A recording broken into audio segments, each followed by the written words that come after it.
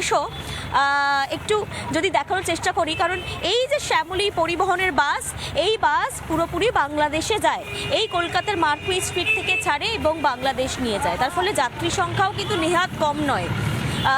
1 ঘন্টা 2 ঘন্টা পর পরই এই বাস অ্যাভেলেবেল রয়েছে এবং এই বাসে করে প্রচুর মানুষ এই দেশ থেকে ও দেশে যায়, ওই দেশ থেকে প্রচুর মানুষ এই দেশে আসে। আমি একটু তাদের সঙ্গে কথা বলে নেওয়ার চেষ্টা করব, যারা রয়েছেন তাদের সঙ্গে একটু কথা বলে নেওয়ার চেষ্টা করব। শম্ভু, এদিকে এসো। দাদা, কোথা থেকে আসছেন? আমরা বাংলাদেশ থেকে, ঢাকা থেকে আসছি। ঢাকা থেকে। এখন ঢাকার অবস্থা কেমন? ঢাকা কেমন? ঢাকার অবস্থা আমরা তো মোটামুটি ভালো দেখে এসেছি, এখনো মনে হয় ভালোই আছে। আমাদের কিছু সমস্যা তো একটু চলছে, কিছু শুনেছেন? সরি, কিছু সমস্যা তো চলছে দুদেশের মধ্যে। সমস্যা এই মুহূর্তে আমরা কিছু ফিল করছি না, এরকম কিছু মনে হচ্ছে না। তবে বিভিন্ন দিক থেকে উচ্ছৃঙ্খলতা বাড়ছে, ছেলেপেলেরা উচ্ছৃঙ্খল, এই আর কি। ছেলেপেলেদের হাতে ক্ষমতা চলে গেছে, ওরা উচ্ছৃঙ্খলভাবে ওদের মতো করে ওরা দেশ চালাতে চাচ্ছে, যা খুশি তাই করে বেড়াচ্ছে। কোথাও কি আপনারা যারা এই সে দেশের নাগরিক, তারাও আপনার একটু কি বীতশ্রদ্ধ? নাগরিক বলতে নাগরিক তো নাগরিকের মতো আমরা আসি, চলছি, কিন্তু ওরা ওই যে বিভিন্ন জায়গায় ওদের কারণে, ওদের অতিরিক্ত মাতব্বরির কারণে মানে আমরা খুব একটা ভালো মনে করছি না। আর এখন অনেকেই বলছেন যে সংখ্যালঘুর একটু সমস্যা চলছে, আপনারা কি মনে করেন এরকম চলছে? হয়েছে কিছু কিছু জায়গায়, সব জায়গাতে না, সব জায়গাতে সমস্যা নেই, কিছু কিছু জায়গায় সমস্যা হয়েছে, সমস্যা আছে। এ তো গেল এর কথা। বা এই দেশ কেমন লাগলো, এই দেশ কেমন ঘুরলেন? দেশ ভালো লাগছে, দেশ ভালো লাগে বিদায় আমরা এখানে আসি। মধ্যেই আসা হয় নাকি? হ্যাঁ, মাঝে মধ্যে আসা হয়। এই দেশ ভালো ভালো না লাগলে তো আসতাম না। হ্যাঁ, ভালো থাকবেন। বেশ বেশ একদম তাই। তারা বলছেন সত্যি এদেশ ভালো লাগে, এদেশে তার জন্যই আসা হয়। এবং যেটা বারবার বলছিলাম যে কিছুক্ষণ পরেই বাস ছাড়তে শুরু করে দেবে। আরও যারা রয়েছেন তাদের সঙ্গে একটু কথা বলে নিই। এবং আমি যেটা দেখাচ্ছিলাম, এই মার্কুই স্ট্রিট জুড়ে, পুরো জায়গাটা জুড়েই কিন্তু প্রচুর ফরেক্সের দোকান রয়েছে, মানি এক্সচেঞ্জ হয়, অনেকে আসেন এখান থেকে মানি এক্সচেঞ্জ করে তারা চলে যান। আবার কেউ এখানে আসেন শাল, সালোয়ার, শাড়ি কিনে নিতে, কেউ আসেন এখানে বৈদেশিক মুদ্রা কিন্তু পাল্টে নেওয়ার জন্য। এবং তুমি দেখতে পাচ্ছ সকালবেলা প্রচুর মানুষ যারা উঠবেন, যারা বাসে করে যাবেন, তাদের কিন্তু ভিড়টা অনেকটাই রয়েছে। দাদা, কোত্থেকে আসা হচ্ছে? আমি রিপাবলিক বাংলা থেকে। হ্যাঁ, ফ্রম বাংলাদেশ। আপনি কোথা থেকে আসছেন? আমি বাংলাদেশে, ঢাকা থেকে আসছি। ঢাকা থেকে। এখন কি বাড়ি ফেরা হবে বাসে করে? না, আমরা একটু ঘুরতে আসছি, একটু ঘুরতে যাব একটু। কোথায় ঘুরবেন? আমরা এই ভিক্টোরিয়া মেমোরিয়াল পার্ক। আর কোথায় যাবো আমরা? আমাদের গাইড অবশ্যই ভালো বলতে পারবে। গাইড কোথায় আছে? গাইড এখানে? গাইড কি বাংলাদেশের না গাইড এখানে? আমাদের হচ্ছে ট্রাভেল এজেন্সি আছে, ওইখান থেকে আমরা এসেছি। আমরা বাংলাদেশ থেকে টোটাল হচ্ছে 18 জন আসছি আর কি। আচ্ছা। আমরা প্রত্যেক উইকে কলকাতায় এসে থাকি আর কি। বাংলাদেশ থেকে আমাদের একটা এজেন্সি আছে, ওইখান থেকে আমরা ট্যুর অ্যারেঞ্জ করে বাংলাদেশ থেকে নিয়ে আসি আর কি। সো হোস্টিংয়ের দায়িত্বে আমি আছি। আজকে আমাদের প্ল্যান হচ্ছে আমরা প্রথমে এখন ভিক্টোরিয়াল মেমোরিয়ালে যাব, ওইখান থেকে আমরা যাব সায়েন্স সিটিতে। সায়েন্স সিটি ঘুরে আমরা বিকেলে যাব Howrah bridge, Howrah rail station. তারপরে যদি আমাদের হাতে সময় থাকে সেক্ষেত্রে আমরা সন্ধ্যার দিকে চলে আসবো কফি হাউসে। একটা কথা বলুন, এখন এই কয়েকদিন ধরে, এই সপ্তাহ খানেক ধরে কেমন মানুষজন পাচ্ছেন? মানে আগে যে ভিড়টা ছিল বা আগে যতজন আসছিলেন সেই ততজনই আসছেন, না একটু ঘাটতি হয়েছে, একটু কমেছে মানুষ? এদিকে হচ্ছে একটু ঘাটতি হচ্ছে। এটার কারণ হচ্ছে বর্তমানে বাংলাদেশ থেকে ইন্ডিয়ার ভিসা অফ, ঠিক আছে। সো এই জন্য বর্তমানে অনেকেই ভিসা পাচ্ছে না, বা যাদের লাস্ট মুহূর্তে ভিসা আছে তারাই আসতে পারতেছে। যেহেতু ভিসা অফ অনেক দিন যাবত, সেজন্য আসলে আমরা আগে 50 জন, 40 জন, 100+ গেস্ট নিয়েও প্রত্যেক উইকে আমরা কলকাতায় আসতাম। 100-র বেশি গেস্ট হয়ে যেত। হ্যাঁ, বাট সেই ক্ষেত্রে এখন হচ্ছে না।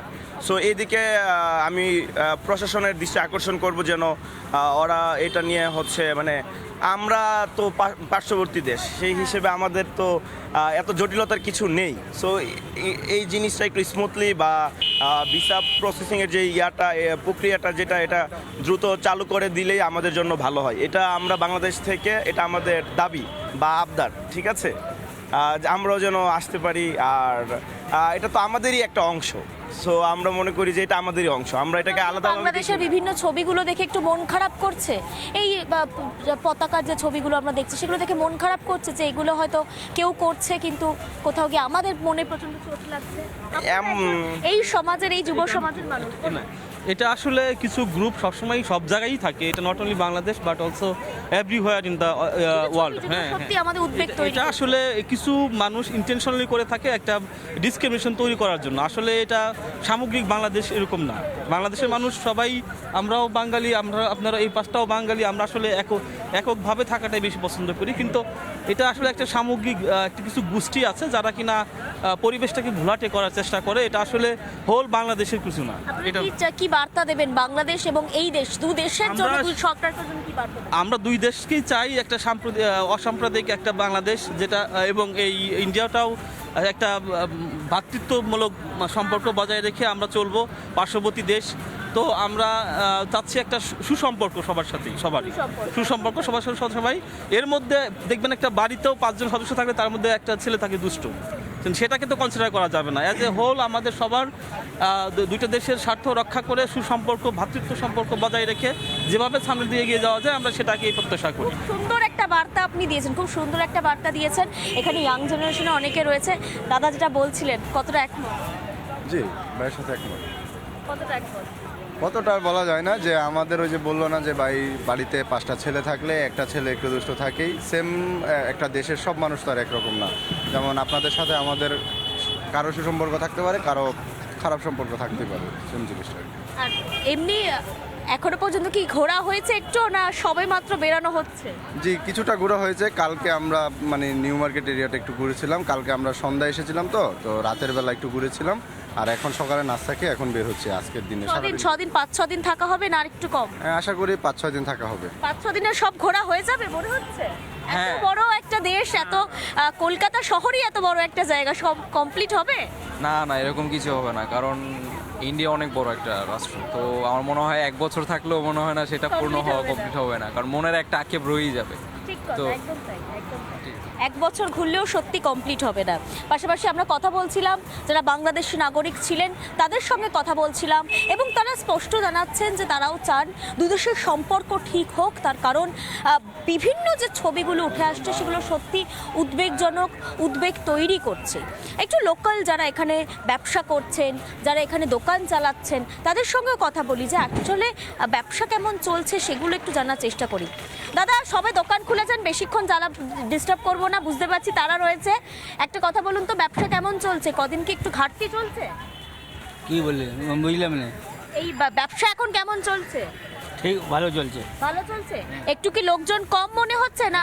কম আছে একটু। একটু কম। হ্যাঁ। এই সময় কি ভিড় থাকে?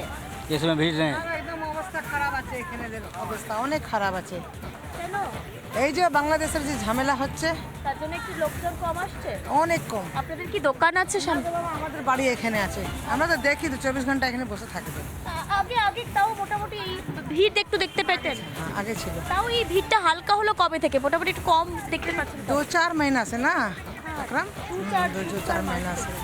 একদম তাই। তারা যেমনটা বলছেন যে 2-4 মাস হয়েছে যখন এই ভিড়টা রয়েছে, সেই ভিড়টা একটু হালকা দেখতে পাচ্ছেন, মানে সেই রকমের ভিড় সেরকম হচ্ছে না। যেমন বাংলাদেশি যিনি গাইড ছিলেন তিনি বলছিলেন যে 100 জনকে নিয়েও তারা সপ্তাহে এসেছেন, উইকলি এসেছেন, কিন্তু কয়েক দিন যাবৎ বা কয়েক মাস যাবৎ সেই সংখ্যাটা কিন্তু তলানিতে, অর্থাৎ সংখ্যা কমছে। দুই দেশের যখন সম্পর্ক তলানিতে গিয়ে ঠেকছে সেই সময় কিন্তু ব্যবসায় মন্দ আসছে, ভিসা পেতে অসুবিধা হচ্ছে, একাধিক সমস্যার মধ্যে পড়ছে। পাশাপাশি এই যে বাস কিছুক্ষণ পর ছাড়বে, আমরা দেখতে পাচ্ছি অনেকে অপেক্ষা করছে, এখান থেকে বাস ছেড়ে তারা বিভিন্ন জায়গায় ঘুরতে যাবেন। আবার আমরা দেখেছি যে শ্যামলী ছাড়ে বিভিন্ন জায়গা থেকে, ধর্মতলা থেকে ছাড়ে বাস, বিভিন্ন জায়গা থেকে, সেখান থেকে মানুষজন আসেন। এবং এই যে মার্কুই স্ট্রিট যেখানে আমরা দাঁড়িয়ে রয়েছি, সেটাই কিন্তু একটা হাব, যে হাবে প্রচুর সারা বছর ধরে প্রচুর বাংলাদেশি মানুষরা আসেন, এবং তাদের কাছ থেকে আজকের হাওয়া কেমন জানছিলাম।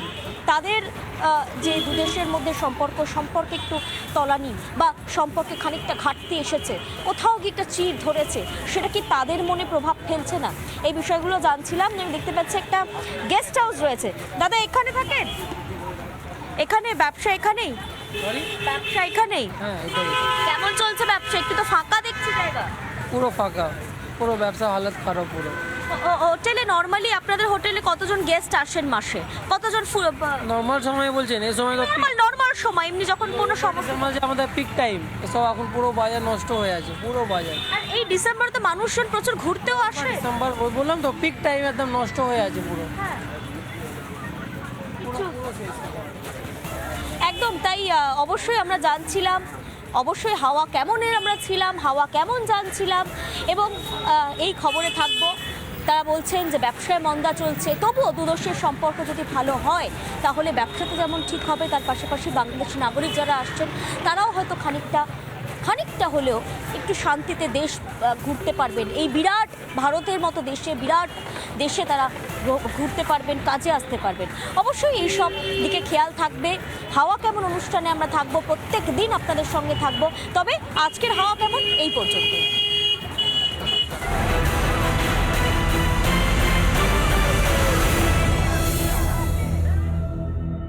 নানা ধরনের কন্টেন্ট দেখার জন্য লাইক করুন, শেয়ার করুন আমাদের ফেসবুক পেজ, সাবস্ক্রাইব করুন আমাদের ইউটিউব চ্যানেল। পাশাপাশি অন্যান্য ব্রেকিং নিউজের জন্য অবশ্যই চোখ রাখুন রিপাবলিক বাংলায়।